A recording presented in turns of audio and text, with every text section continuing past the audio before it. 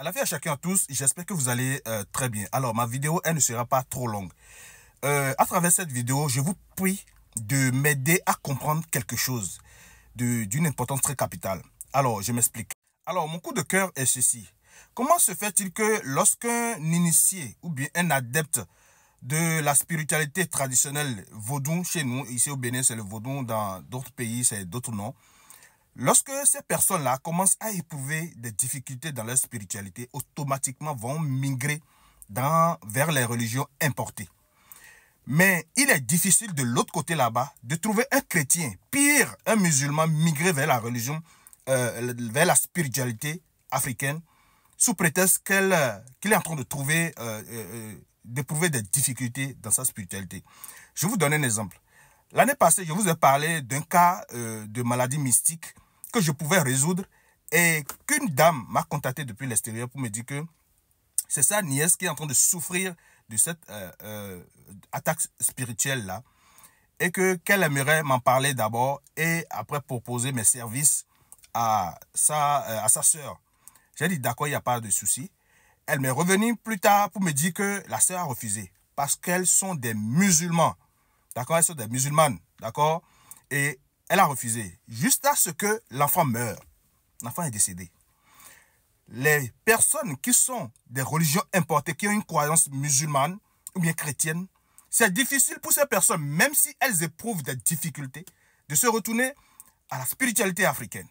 Alors que nous, de notre côté, du côté du vaudou, dans la spiritualité africaine, lorsqu'un spirituel, quelqu'un qui est initié à la spiritualité africaine, commence à éprouver, c'est-à-dire une petite difficulté d'un mois seulement, automatiquement, vous allez le voir dire, ah non, ici, ce sont les difficultés, ça ne va pas et tout ça là, et automatiquement va migrer vers les religions importées. Je n'arrive pas à comprendre cela.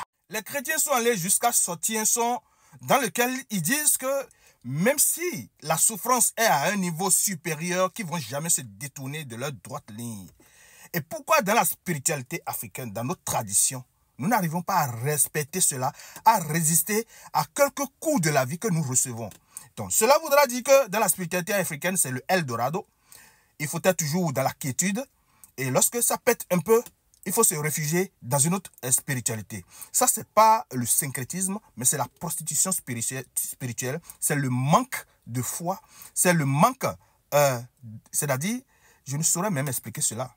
D'accord?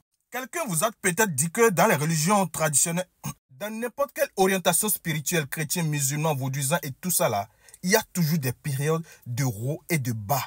Il y a toujours des périodes de vaches maigres.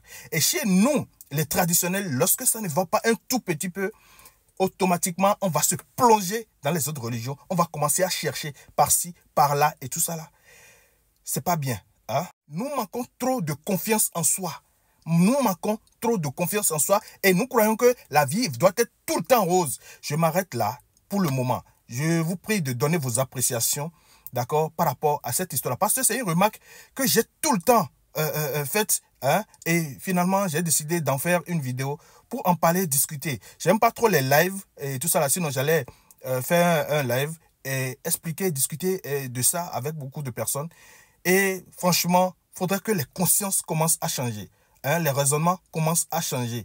D'accord? Soyez richement bénis. Je vous souhaite un très bon week-end. Bye bye.